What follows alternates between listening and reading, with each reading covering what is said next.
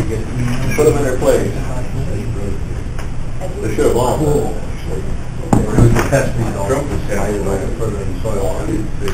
I didn't even know. I was taking 2 years. All right, go ahead and call the October 29, 2015 Policy and Procedure Committee meeting to order. Clerk, call the roll, please. Hanson. Yep. Bill. Present. Sure. Present. Schultz. Yes. Barron. Here. Anderson. Present. 8 present. Any public comment? Seeing none. Committee chair reports. Russell, highway. I guess we're starting. Highway, it looks like it's going to be fairly quiet most of the highway. I don't know if the state budget issues kind of slowed down a few things with the transportation, but just the normal claims at this point. Okay. Kevin? Just got to finalize the budget. I don't know if anything else has come. Aisle management. We're going to talk about farm issues, and we got the soccer field here. They're wanting an easement because it's going to be possibly purchased instead of just being used. So then they have to have access. So we'll discuss that. Dale? Tax? Reports to normal. Normal discussion, and we'll be finalizing the levy for passage next month. John? Additional public safety? Take our normal reports and also further discussions on the hiring of a public defender, part-time public defender.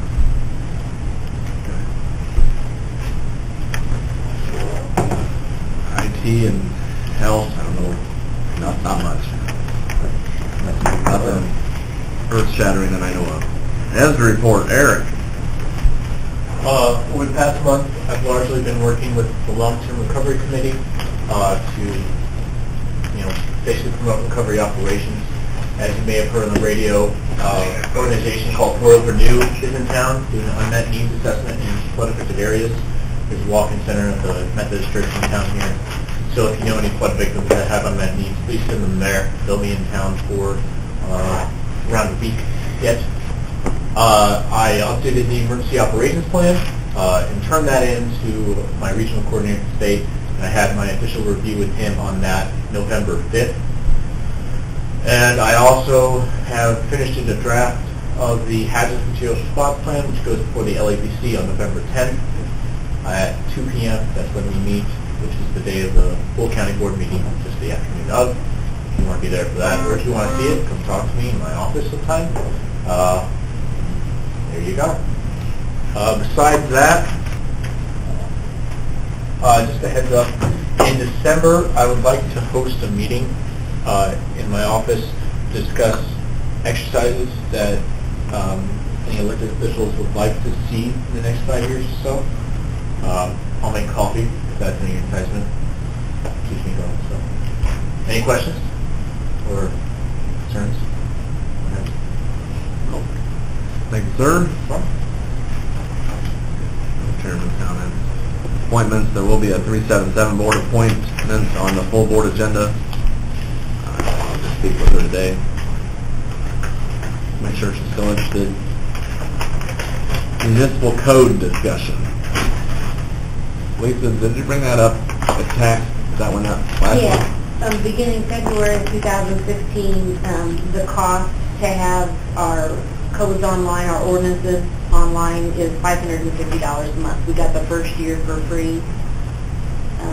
So February seems like a long ways away, but I don't like to wait till the last minute. I think they should be, we can make a decision now, and I can notify somebody from municipal code that as of that date we don't want them. No. Well, yeah, I guess you that's might as your well say it. decision. Yeah. I don't think we need them. I've only probably directed 2 people in the last year, to the website. I don't know whether Jim has, but when I mentioned it to him, he also thought for the money, it would be worth it. That's a lot of money. So we do a formal motion to say it, we're going to stop it, you want to stop it in January or the latest? However you want to put it so that it ends with our free year online. And then I'll, like I said, I'll contact them. There's no requirement that it's online, correct? No. It's just, okay. Lyle? I move that we end use of it at the end of our free period. Have a motion on the floor. Is there a second? Kevin? We can get, do you want to write that letter? Do you want us to write that letter or how? I'll email them. I'm in That's contact with them simple, quite a okay. bit because I still have to send them updated ordinances and things like that. So I'll just email LaFay or one of the other girls that I keep in contact with and let them know and make sure that I get something in writing from them so that I know they're done. Not an invoice in March. Right. That's what we don't want. Exactly. In March. All right. Any other discussion, Russell? Yeah, I think it's a good idea to get rid of it, but at the same time, do we have a digital copy already that we can have available to deal with FOIA requests and things like that later?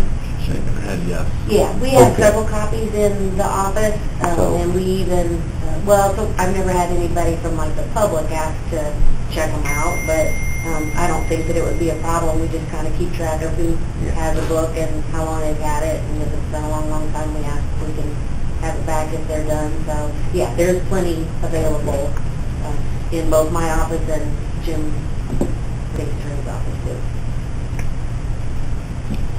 Any other questions?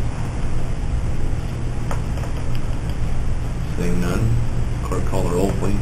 Hanson. Yeah. Bills. Yes. Sure. Yes. Schultz. No. Barron. Yes. Anderson. Yes. Motion passes. 2016 budget, that's on there, basically just to remind Kevin that we got to get it done. Finalized. Last month, we got no Yeah. choice. Correspondence, we got this letter, FedEx, from Golder Associates.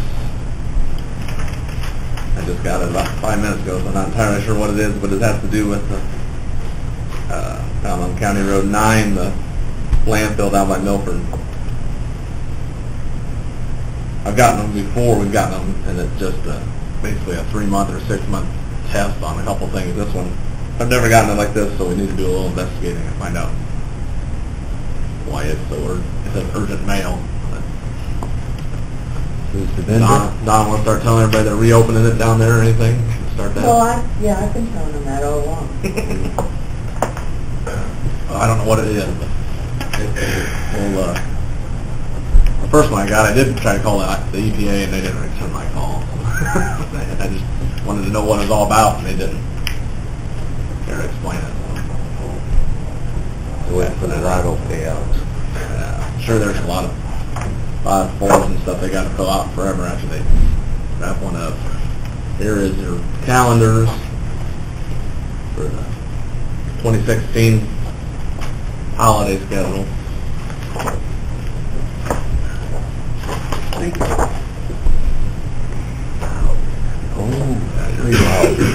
Holidays, full board meetings, all that.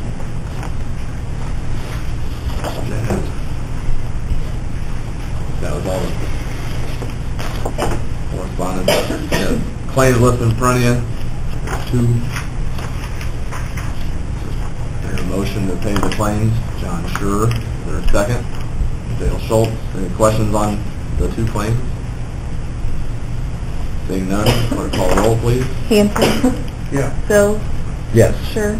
Yes. Schultz. Yes. Barron. Yes. Anderson. Yes. The old business. County Board Policy and Procedure Committee. Hi, Yep, Larry. I just picked up my DVD today about the computers. Mhm. Report. I haven't looked at it yet, but I've talked to a person that did, and they said there's numbers on the computers, no names. The first 4 people had their names struck through the mud. I believe they all deserve names on these. And I, for one, would like to see names on it, or have names applied to the numbers that are already on it. I just left a message for Jim about something pretty close to that, so I'll see what he wants it posted. The emails that we got on that disk that are going to come out after he redacts them, kind of the same thing. Those will have names, but I'll ask him what he wants to do, how he wants to proceed. Kyle? Yep. Normally we get a motion to approve the holiday and meeting calendar. Do you want to just have it on the full board agenda? The motion? Yeah, we probably should, Okay. if it wasn't on here.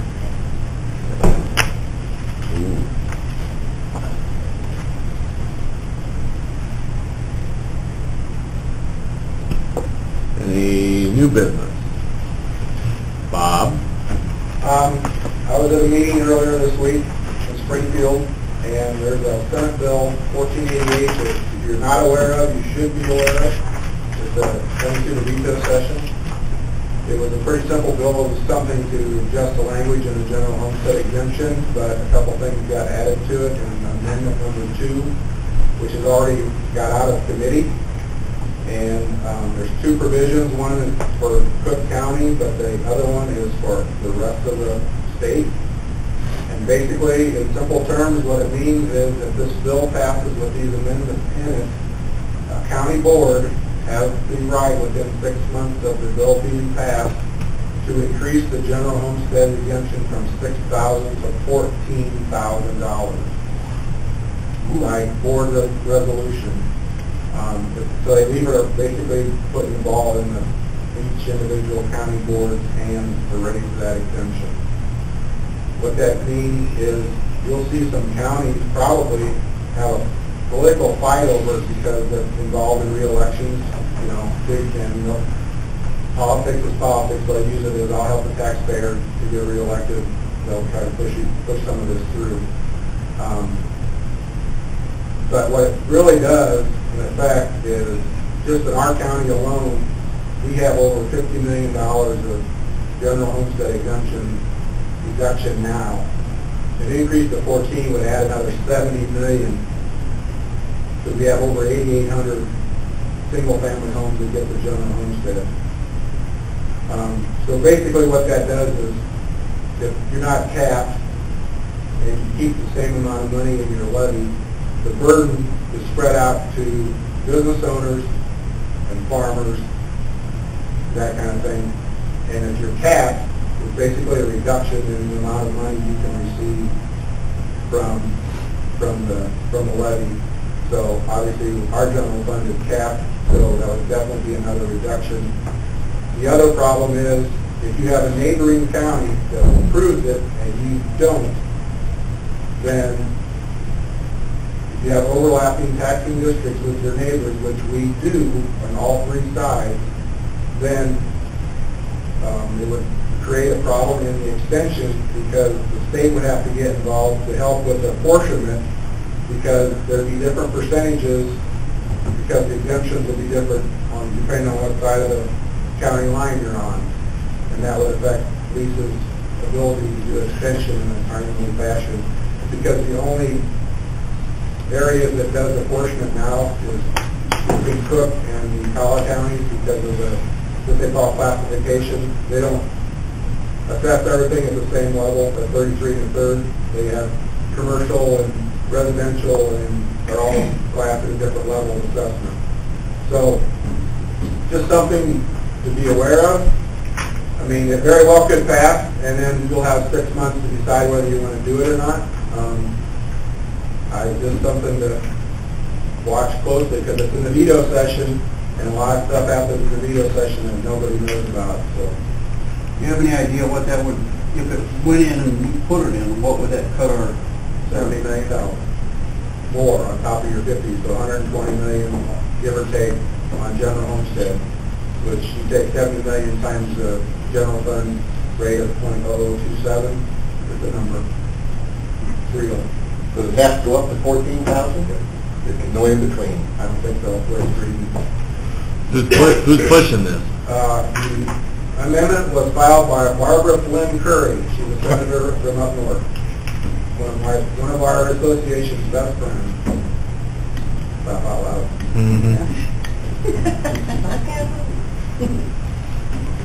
Anybody else have any questions for Bob about that? But Good news?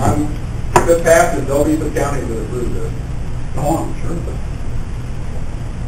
So, but it will be up to the individual county boards by resolution within 6 months of the bill passing, the way the amendment's written right now. So just, and we were getting some inkling that the county board association was against it. School board association, I believe, is going to be firmly against it. So we'll see how it plays out. This is something you need to be aware of.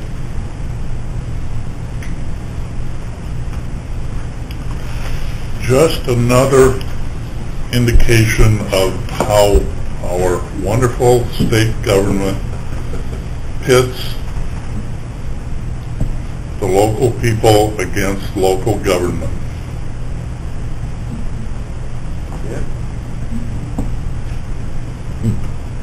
You don't see it as a possible opportunity? Sure. They did the whole, didn't they make everybody fight over the reason? And they don't have the gut The Lord. to do it themselves. They want to blame the locals for it. Well, You know where the taxpayer's going to lay the blame.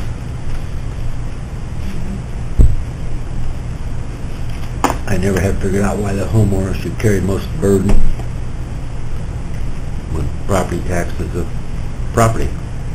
And if you put something in the ground, you should pay property tax on it. I don't care if it's a $10 million windmill or a $100,000 house. And the dirt underneath, treat it the same way. I don't care what you do with that dirt. Dirt's dirt. Tax it. Any other comments? Not on that. On other new business, I can't remember if we went over it last month, but the policy meeting next month will fall on the 25th, the day before Thanksgiving, if that's kosher with everybody. Any objections or so? One question, I probably should have been under old business, but do I remember correctly from the minutes last month that the issue of public health, teams, etc., was tabled at the P&P meeting and then handled by finance? It was, no, it's tabled at health, right? Okay. Tabled at health? It's discussed at finance, because some of it was financial, but they go back to health again if they want to kick it around. So it's not handled yet? This is opinion you want to read. Several. But it's all going to be, has to be handled by Thursday. So. Any other new business? Mr. Chairman? Policy, yep. Eric? I forgot to mention this during my report. I received a phone call a couple days ago from Iroquois Township board member expressing some concern of an article that he saw in the Daily Journal about a quarry that might be going up in Indiana, which will increase the water flow into the Kankakee River by 52 million gallons a day. Part of the problem why we see a lot of flooding, especially in Waseca, is because of the elevation drop in between Waseca and where it dumps in Kankakee River is very, very low, like 10 feet or something like that. There's not a lot of drop, is the point, and this might cause more problem. I haven't read too much into the issue yet, but apparently Illinois, the state of Illinois, has the ability to express some concern to this to the Army Corps of Engineers of the UVA. And it could potentially cause some more flooding problems for us. We already have problems getting water from here over to Roland Park, and this might just make it worse. They used to have, the fall, all the fall, for Iroquois County on the golf board, and it was 3 foot from Waseca to Sugar Island. I don't know what it is from Sugar Island on. I heard a blurb on the radio the other day that now somebody has decided that Illinois will have the ability to address it in hearing Yeah. somehow. I believe that'll be on November 5th. Like I said, I haven't looked too much into this yet, but I believe there is a hearing on November 5th. I don't know where and who gets to go to the hearing, but, yes.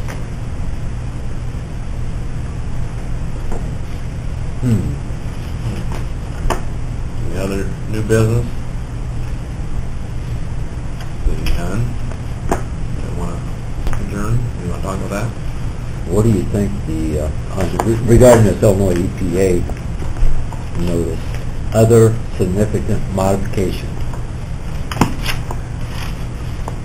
suppose expansion would fall underneath that, but I don't know. Well, actually expansion's another option they have and they didn't check it. So when you look at It's the... in dig deeper, and that's not that expanding. Yeah. Or grow up, maybe it's just going to go up, I don't know. When you go through a list of what they can check, well, what you think they would be after is not checked, so it's going to be maybe a new, maybe for snow skiing. Well, in the description of project, you know, it looks like they failed a sampling, so maybe they got to do something to correct that. God said he was going to look into it. Come up with an answer, but Don't look like it's really affecting our roads unless they're bringing in a lot of heavy equipment. No, it might be affecting the water quality. Right. Yeah. Setting over this aquifer. It'll affect the road if they expand it. yeah. See if they can get some sort of answer, get it full board. I wouldn't count on it though. Anything else? A motion to adjourn? Move to adjourn. Dale Schultz, is there a second? Council Bill, all in favor? Aye. Opposed? Motion carries.